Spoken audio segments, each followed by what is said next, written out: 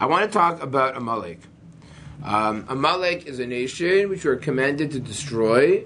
But not just commanded to destroy Amalek, we're commanded to destroy their memory, men, women, children. Shaul, King Saul, is commanded to wipe out all of their animals. I mean, that's like pretty, intense. You know what I'm saying? It's not like, oh, here's a... So we have to understand what is so bad about Amalek. And one thing that I want to ask you is this something which is generic, or is this something which is genetic? I don't know if you're in science, I have to maybe define those terms. What does it mean if something is genetic, and if something is generic? What's the difference between genetic and generic? So what's genetic is... Inheritable, meaning, my dad has this gene, I have this gene, right? My dad's an Amalekite, I'm an Amalekite, right? My dad's Canadian, that's a nationality. My father's Jewish, my mother's Jewish, I'm Jewish, right? That's genetic, it's a gene. If it's generic, what does that entail? It's applicable to everyone. Explain, you're right. What does it mean that? What? It's something that's universal, but not through genes. Okay, meaning it doesn't matter if I'm part of that nation it's generic. It's a generic brand. So there's a generic brand called PC. President's Choice. Come with generic, right? So they can make chocolate cookies, and they can make chips. To make a mistake, let me know. Water, right? I think so far I'm okay, maybe, right? So here's what they can just where they want. So if you are, what does it mean to be a generic Amalekite? That means if what? Anybody who behaves a certain way, we can put a brand on that individual. You follow the difference in the two? Okay. So what I want to first understand is what is so bad with Amalek? And then we have to analyze this whole genetic and generic idea. Okay? If we really had more time, we could even analyze more sources and trying to understand also why is it that they're so bad and what went wrong. But we're not going to have time. I'm going to focus on a couple episodes. Let's start with source number 1, which is Exodus chapter 17, which is the end of our parsha this week. What is this? Exodus? Oh, Roman numerals. I love Roman numerals. Chapter 17. Roman numerals make it sound so fancy, right? So we're doing chapter XVII. Okay, there we go. Here we go. Vayis'u kol hadas b'nei Yisrael midbar Sinai. There's people who are now traveling from Sinai l'masehem al pi Hashem. This is unbelievable. They're literally traveling with the word of God. V'yachnu birfidim. You know that has to be important because I bolded it. V'ein mayim lishtos ha'am. And what's it? What are they faced with in a place called Refidim? They're faced with no water. With a drought. Good. Now I skipped the number of psukim. Don't worry about that. So what does God tell Moshe to do? Pass for the people. Take the elders of Israel. Now that staff that you hit your oar with, which was the Nile. Interesting. That is the identifying moment of the Mate, which is not for now. It's a whole idea what the purpose of the Mate really is, but for another time. Take it with you, Valachta, and go. So again, I want you to, this is really important. Where is Moshe and the Zakanim right now? In a place called Refidim. They're all in Refidim. Let's pretend Refidim is right here. They're all here. Okay? God tells, take a bunch of the elders and travel somewhere. Right? Because remember, you're going with your staff, and you're going, it's like, hey, elders, come with me. Now, where are they going? Where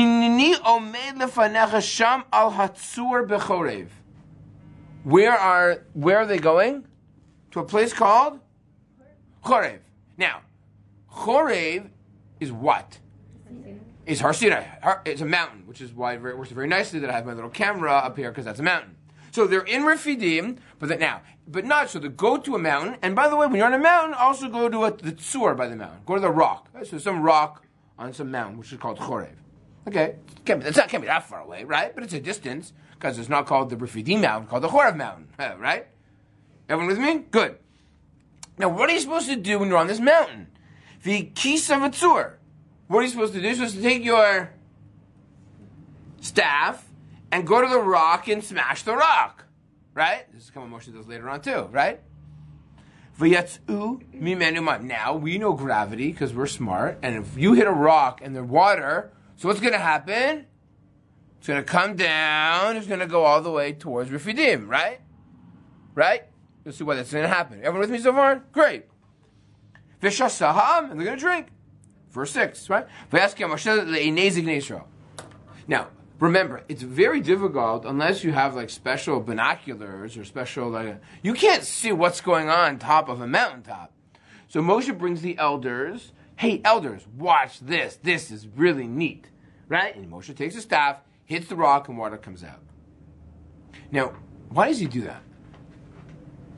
Why does God? Does God tell him to do this, or Moshe does it? No, God tells him to do it. Why would God tell Moshe to take the elders to watch Moshe hit the rock? Answer. So they could tell the nation what. Okay, clearly they need to say, wow, we were just with Moshe and you got it. This was awesome. But that does not happen every day. It was also very important, and this is another theme which we're not going to spend too much time on, but I'll throw it out there. It is really important everyone realizes that all Moshe is doing is hitting the rock. But he's not doing like a hocus pocus. He's not producing the water. God is doing this. Moshe is just the middleman. That's really important. Because that's going to confuse the Jewish people. Okay? That's going to be the problem. They have the sin of golden calf. The Chet Egel is going to be very complicated for them to wrap around. Who's God? Moshe? Okay. Let's go on. Vayikra Shem Makam Masal Meriva Ariv Bnei Yisrael Val Naso Sam Es Hashem Le'mor Yesh Hashem Kebenim. Okay, this is based on what happened before, which I didn't even tell you about. So for you're like, what is going on here? Essentially, this is going to demonstrate that God is in their midst. But just very good. How does water flowing show that God is in their midst? It's not natural. Okay, it's not natural. And okay, what clearly again, this is actually I think I'm going to do this on Thursday. Ryerson. Because I don't like, I have to do that. If I do the same thing too many times in the week, I go crazy. But I want to demonstrate that one of the problems that Bnei Yisrael were having after the Yam Suf experience was that they gave way too much credit to Moshe and not enough credit to God. This will be the major theme in Exodus and Shemos. And because of that, God wants to show the people that He's not just a God who destroys the Egyptians through the Makos, but He is a compassionate, caring God and provides for them sustenance. And that's what the Bnei Yisrael couldn't wrap their heads around. Okay, but that's not for now. Now, at this moment, V'yavo Amalek v'ilachem im Yisrael b'Refidim. Where does Amalek attack? In Refidim. Refidim is the cell phone. Okay? Has anyone here been to a Kiddush in Shul on Shabbos? Ever been to Kiddush in Shul? What happens when they open the doors of the Kiddush? Why is everyone laughing? I don't understand. What happens when the doors of the Kiddush? So imagine if water is starting to flow over here. What happens to the people who are here? Where are they starting to go? Of course they are. It's like Kiddush. It's a free Kiddush club, right? Or someone sponsored a Kiddush. They don't have to pay for it. People love eating other people's food. They pay for it. So God sponsors Kiddush. In this case, it's just water. So the people are in Refidim, and they're traveling towards the water. That's what most people do. It's like you open the doors of the Kiddush. So the people are running this way. Where does Amalek attack? In Refidim. Now you understand something very important. Who always gets the nebech left over, but half-eaten potato kugel Kiddush?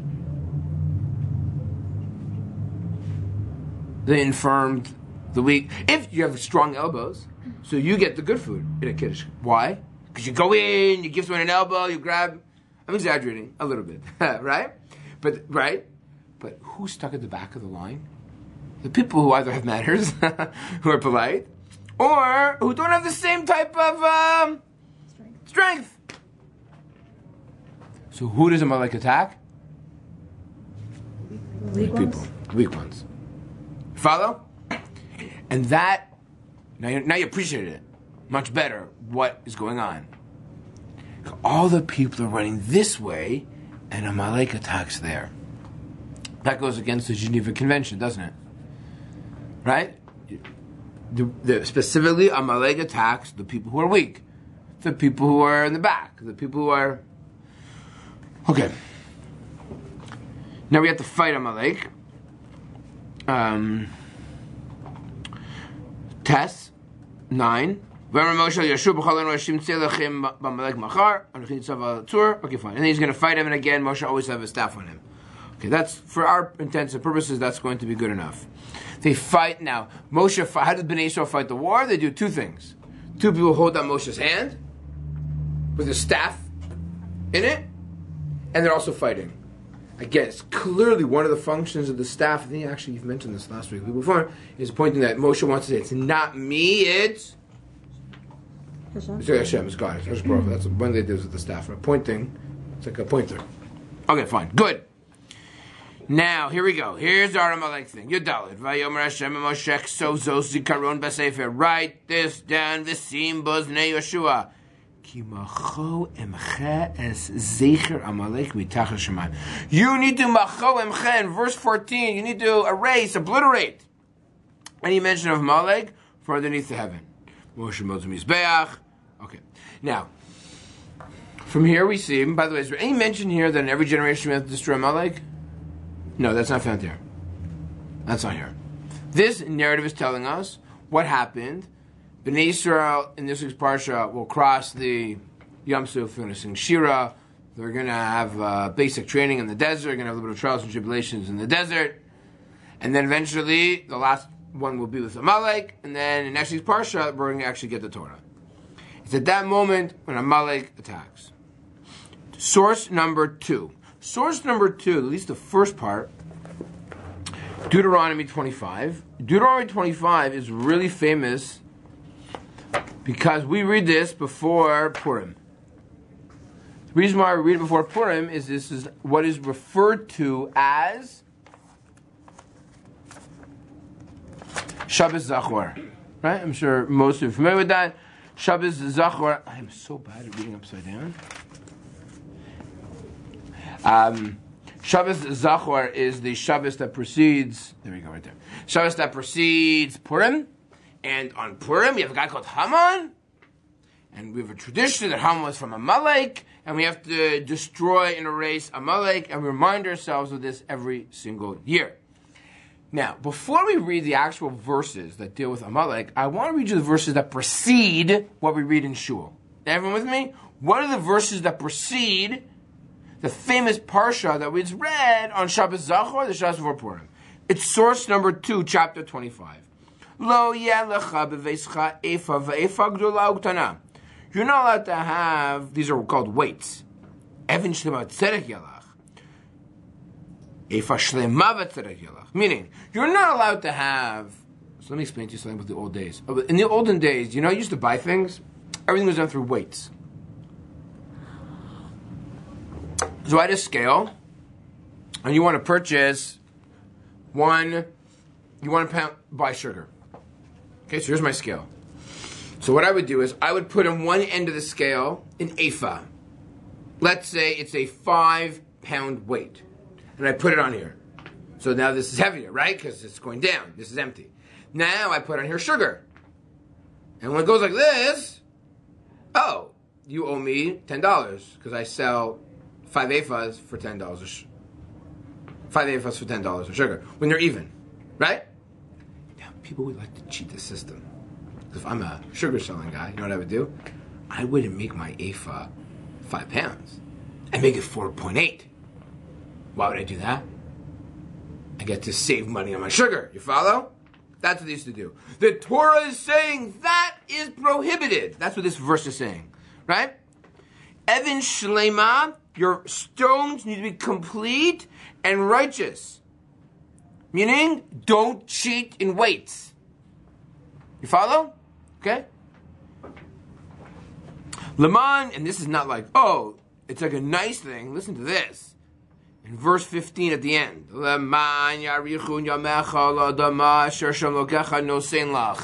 you want your longevity, you want to live out for many years, you got to have proper weights.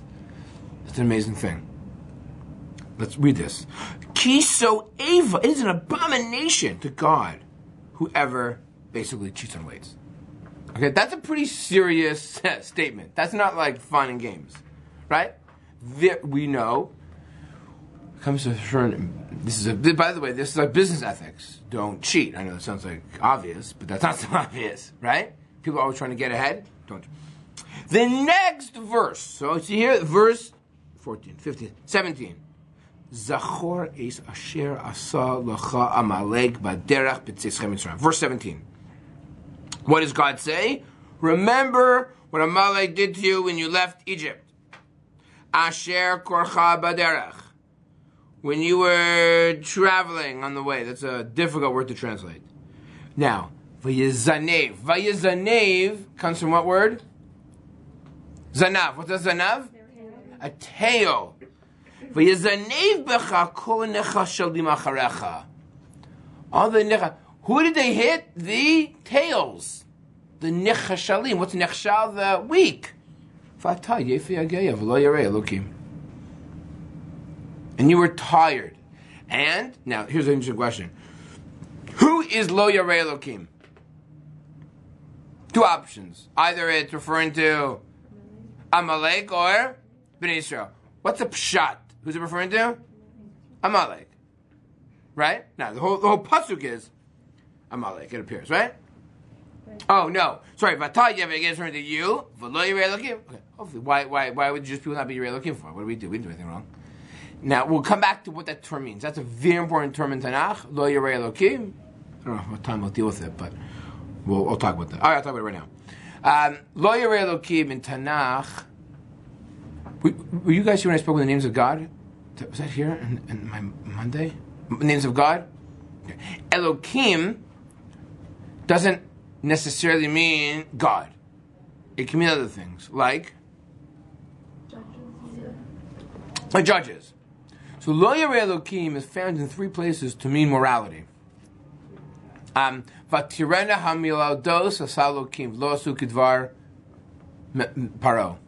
The mialdos, the midwives, they feared God, Elokim, and they didn't do what Paro said. Some of the commentators want to say, what do you mean they fear God? It's true they fear God, but Elokim also means they didn't have a sense of, they had a decent sense of morality. I'll give you a better example. When Abraham's wife is taken by a guy called Avimelech, Abraham turns to him, Avimelech says, how come you told me she was your sister? Abraham says, do you know why? Ein yiras Elokim b'makom hazeh v'arguni al dvar ishti. Do you know why? Because ein yiras Elokim, there's no fear of, no fear of God. This is Avimelech. Answer? There's no morality. When there's no morality, they take your wife. Okay? So your yiras Elokim can also mean morality. And what do Amalek lack? Lo Yarei Elokim. They lack basic morality. You understand why? Because basic morality, Geneva Convention, is you don't hit the necheshalim. You don't hit the weak and the downtrodden in the back, who couldn't make it into the beginning of Kiddush. They were in the back in Refidim. You follow now? So what makes Amalek so bad? They attack women, and they attack children, and they attack the infirm, and they attack the elderly. That is what makes Amalek so bad. Basic common decency is not to cheat on your weights. Perhaps that's exactly why. What is the talks about cheating on weights? Amalek. Common decency, common morality, common ethics. You don't need, right? Just common decency, universal morality. Nothing. They lack it. Okay. So far we're good. So, if the shear were to end right now, right, which is not, so that's good. But if it were to end right now, then we'd say, okay, Amalek, terrible people, despicable people, awful people, they lack morality, let's beat the daylights out of them, let's chop off their heads, awesome. Right, that's what it seems to say, right? What are we obligated to do? Take a look. I don't think I finished this part, so that's why. Verse 19. So when we go to the promised land, Timche et zecher Amalek mitachas shamayim lo tishkach. We are obligated to obliterate, Timche, to erase, to uproot any resemblance, any memory of Amalek. Lo tishkach, do not forget. One reason I read this every year is that we don't forget. Read it publicly every single year, and you make a really big deal out of it. Like shul, like not quite as full as Rosh Hashanah Kippur, but like a little bit more full than like your typical, Shabbos in March or February, whenever it happens to be Purim that year. Okay? Questions, comments so far? Yes? I don't know, I feel like it's not referring to Amalek, because like the first part of the pasuk is like talking about what Amalek did, and then it kind of seems to end. Pasuk what, your test? Sorry, your ches. Your ches. It kind of seems to end and then starts talking about like Bnei Yisrael. Like it says V'ata, and then it seems... So it's a machlokas mishonim, exactly what Lo Yireh Elokim is referring to. But it'd be very difficult to say it's referring to the Jewish people. Well, what about the Jewish people? The Jewish people were so bad? Were so bad? No, but wasn't this around the time when they were complaining that like it would be better for us to be in Mitzrayim because we don't have water? Right. So like if you don't have, imagine this. I'm going to invite you on a trip. Come with me. Right. Leave where you've been living. Come with me on a trip to a desert. Don't worry. I'm responsible for you. And you ask me, Rabbi Greenberg, do you have anything to eat or drink? Oh man, I forgot. I'm sorry, I forgot about that. You just took me to a desert and you didn't think of food. That's not Bnei Yisrael's fault. That's my fault. I'm a bad trip leader guy. No, it's not saying that it wasn't justifiable, but it's still that they didn't believe that Hashem was going to take care of them. They were right.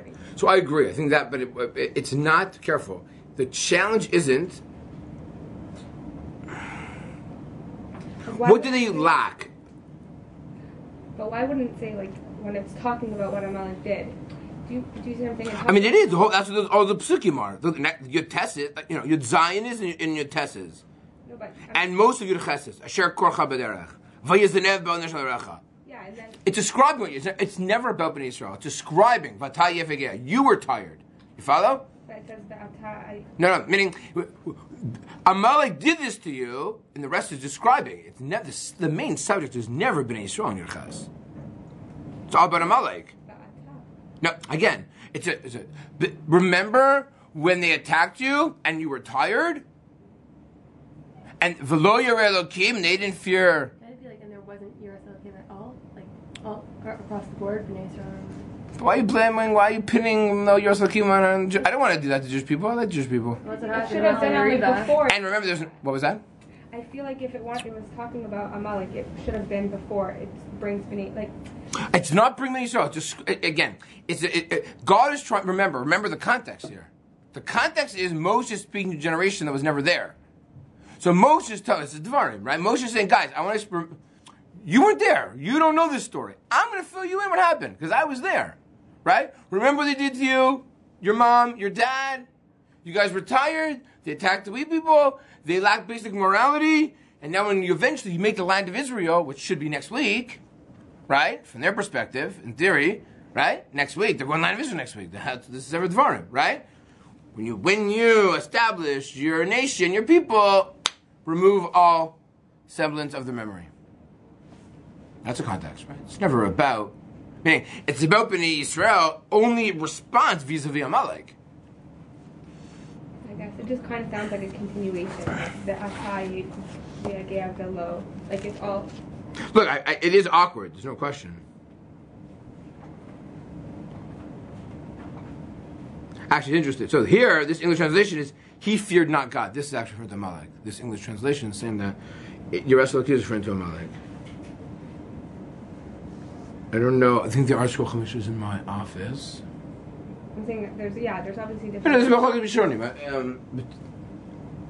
there's no, I don't have another English here. But yeah. Oh, he feared. Oh, are you ready? What it says here? He feared not God. He was devoid of pity and fundamental humanity. Look at that. See page 208, which I'm assuming page 208 is our parsha this week. Well, you could say that about Bnei Israel in general for not going to help those people. But Anyways, that's a bit. No, that's a good. That's actually good. That's a good point. I guess it was a surprise attack. Like, who would ever think that we're going to be hit from behind, right? Like, no one. It's a surprise attack. Yeah, and they did. Then they did go and help, right? They went to war against them. So. Okay, says yeah. If this is the only reason that we're supposed to erase their name, like it doesn't seem something so unique to Amalek. At that time, nobody was, like there was so much morality. Okay, so there's like lack of morality, and there's like really lack. Like you have to be really bad to go hit a woman who's 95 in a wheelchair. Like that just takes like real badness, you know. But I feel like when we're told to erase their name, it's more to do with like their essence. That their essence is like. And like they are so against Hashem. But again, they're against Hashem. Why are they against Hashem? Because they're all about chance. Forget. What do the Psukim say? You're right. Chance. Those are all the vorts. Beautiful. The Psukim say they lack morality. Right. Forget korcha, cold. Forget all that for now. Right. They lack morality. That's that.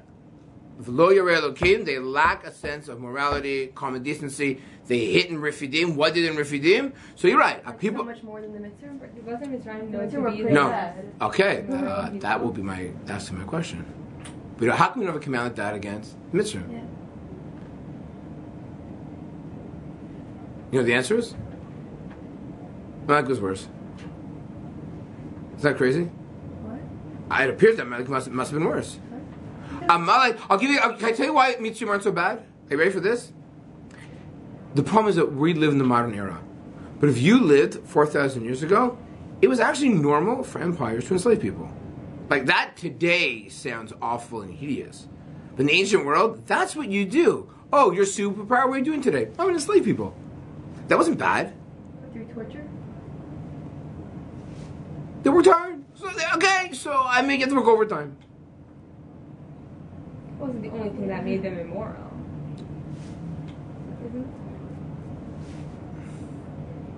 I'm not saying we should give Pharaoh the Nobel Peace Prize, right?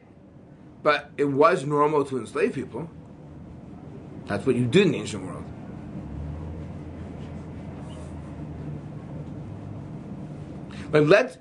Paro's greatest component why he was evil was he didn't want to recognize God. He wanted to make himself a god. He saw himself, he saw himself as the maker of the Nile. He says, dismissive of God. Right? That's what makes Paro so evil. I'm not saying he was moral, of course he was, right? But it's a very different mindset. Let's call evil villains who they are, right? Has to be a distinction between them. Has to be a distinction between the two of them. Right? God's message to Paro was drastically different than to Amalek. Drastically than to Amalek. Right? Amalek will always be a thorn in the side of the Jewish people for many years in Tanakh. Wait, so if you're saying that the reason Paro was so evil was because he didn't believe in God, can't you say that atheists are basically the same? So again, a lot of... but the difference is an atheist is not a mega superpower. God, this was last week's topic, or 2 weeks ago, I don't remember anymore. Last week's thing, right? Why is it God needed Pharaoh? If you have a superpower, change his ways, recognize God, that's like a big deal. That's what God needed. It didn't work out, so God had to do something else. So just because he's in a position of power? So because he's the greatest leader, yeah. God said, I want to teach Paro that I'm God. I want to teach Paro who am I and what I'm here for. Yeah. But what about presidents who are atheists and stuff, and aren't they just as bad then? I think Bernie Sanders is an atheist. So I mean, most people out there. Trump, Look, I think they don't think that they're God. Right. Oh, okay. It's very different. They still recognize that there's something above them. Paro thought that he was the God, he was the creator, he's the ultimate decider of law and morality and everything, right? So, okay. I was just saying fascinating. So I have to ask you a question. Hi, my name is Mr. Amalek. I'm coming to you ladies as representative people, and I want to become Jewish. I want to take my Amalekite niceness and remove it. My father was terrible. My grandfather was worse. I'm really sorry for what we did to you as you guys were leaving Egypt. I want to say I'm sorry and I want to become like you. What would your response be?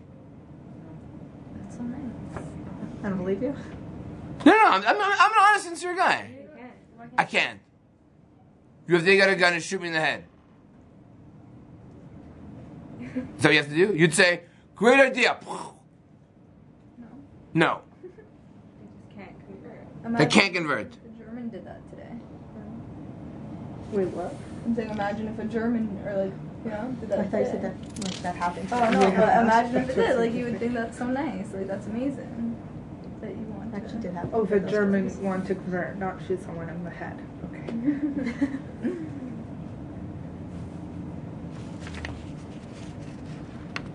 So, this is very interesting about Amalek. Please turn to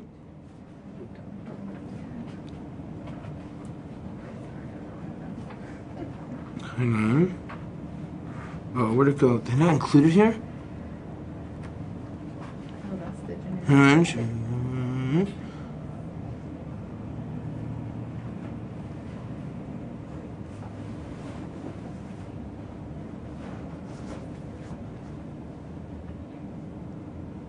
Oh. No. Okay. Okay, I see what I did here. The Rambam writes, oh, there's another category that I got to explain. There's another category of people called Shivas Amamim, people from the 7 nations. We are, says, when the Jewish people enter the land of Israel, they have to wipe out all these 7 nations. Why? They're abomination, they serve idol worship. The Rambam, when he writes about the laws of how to deal with these types of people, he actually doesn't say you have to wipe out. Actually, read it. Take a look at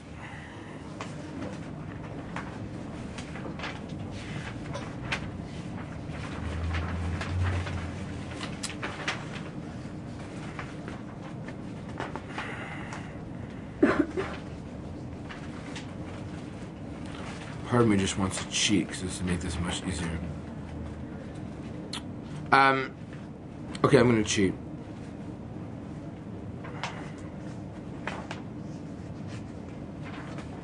All right, let's go to 16.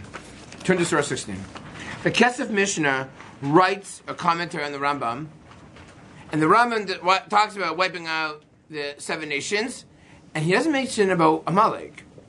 And here's what he says, 16. Imishlimu kabbalat sheva mitzvot. If, here, see where it says 16, go to the beginning, sorry. Kesef Mishnah Malachim, Perek Vav Halacha Daled, which is right above that in 15.2. Aval Shivat Amamim V'Amalek.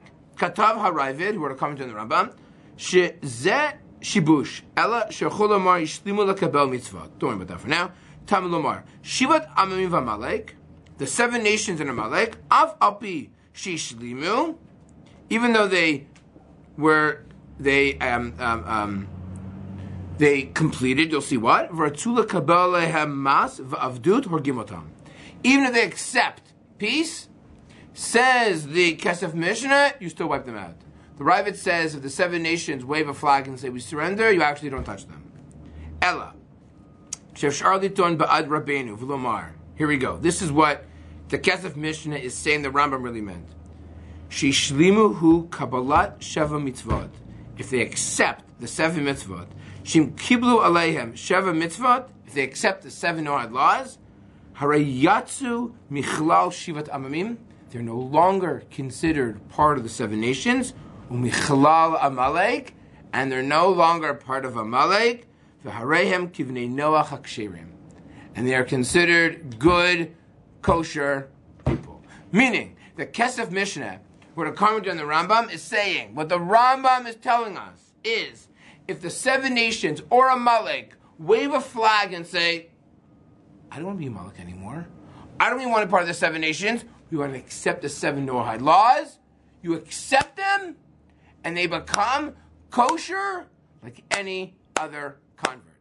Actually, sorry, Shevet Noach is not a convert. Like any Noahide. And then they can convert. Everyone can convert, yeah. But first become a Noahide. They don't need to convert. They become a Noahide. And you don't touch them. But you said if it was genetic, then how can they stop being psychopaths? I don't understand. So again. So if it's genetic or is it generic? This seems to say that it's generic. It's genetic, but it's not generic. Because then So it again, would be like anybody who acts badly is a monk. Oh. It doesn't go for that.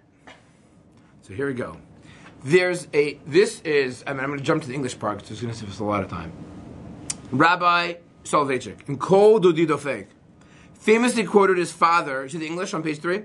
His father, Rav Moshe Soloveitchik, at explaining the following discrepancy in the Rambam Mishnah Torah. In Hilchos Malachim 5:4, which is just further above, which was in source 13, which we didn't read, the Rambam writes that we cannot currently fulfill the commandment to destroy the 7 Canaanite nations because their memory has already been erased, i.e., they have been mixed in with other nations and we cannot identify them. That is based on a Talmudic passage from the Gemara says, which I brought in source 11, which don't worry about for now, that says, Sancheriv came along, which is what's bolded on top of page 3. Sancheriv, who was the general of the Babylonians already at the time of the first temple, and he mixed the entire world up together. That guy was a general, and he was so powerful, he literally uprooted every nation within every nation. Because he just uprooted everybody. And therefore, all the nations were mixed up into each other. So no one is a real national person anymore. Meaning, let's go back, we can no longer identify who they are. However, so then you'd say, okay, why we still this whole Amalek thing? However, regarding the commandment to destroy Amalek, the Rambam does not write that their memory has been erased. You follow? The 7 nations, we have no idea who they are anymore. But the Rambam never says the same thing with Amalek. How come? We don't know the 7 nations are there mixed up. How come the Rambam doesn't say that Amalek was mixed up? Answer, why not?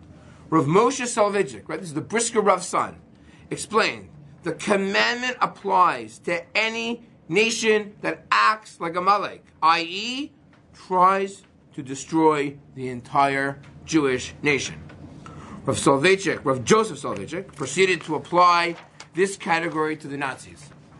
Was the explanation meant literally or halachically? Or was it a homiletic tool to make it important? Like homiletic tool is like a drasha, right? Like a way to teach something. Rav Nachum Rabinovitz, he's Rosh Yeshiva Meladumim, he wrote a sefer called Lumdei Milchama, argues the latter.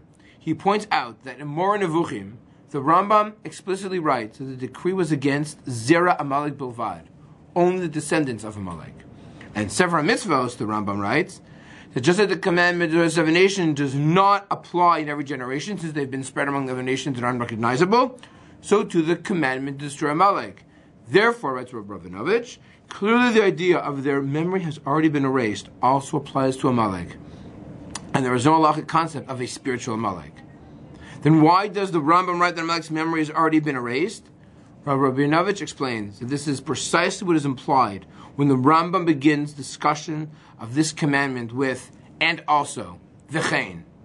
The same clause that was stated about the 7 nations also applies to Amalek. However, it is possible that a careful reading of Rav Soloveitchik's words can answer these questions. Quote, I hear the answer from my father of blessed memory. Every nation, this is Rav Soloveitchik, the Rav, every nation that conspires to destroy the Jewish people is considered by the halacha as Amalek. My father added, as concerns Amalek itself, we are commanded to perform 2 mitzvot. 1, for the individual to blot out the memory of Amalek, which is a covenant on everyone to slay any individual member of Amalek that he encounters, as explained in the Torah portion of Kitetse, and B, for the community to engage in communal military preparedness for war against Amalek, as explained in the Torah portion, B'Shalach, and the Lord will wage war with Amalek from generation to generation. With relation to any other nation that stands ready to destroy us, we are, now after the Sancheriv, commanded to wage war against it, even while it prepares for war against us, and our war against it is a war of a mitzvah, in accordance with the command of the Torah that the Lord will wage war with Amalek from generation to generation. However, the destruction of individuals, which is derived from the Torah portion of Kitetse, refers only to biological descendants of Amalek. Meaning, what's he saying here? There's 2 ideas. As a nation, as part of the Jewish people, we are obligated, if any nation tries to destroy us, we have to stand up to defend ourselves. That's the message of Amalek.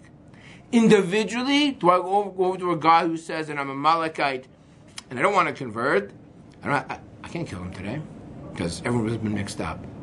So there's two conceptual ideas here. There's the nation is obligated to defend itself, have to defend ourselves against people who want to attack us. And the other idea is the individual's obligation to attack an Amalekite. That no longer applies today because we don't know who they are. But if there's a nation that stands up, just like Amalek stood up and tried to attack the Jewish people, we are obligated to defend ourselves as well.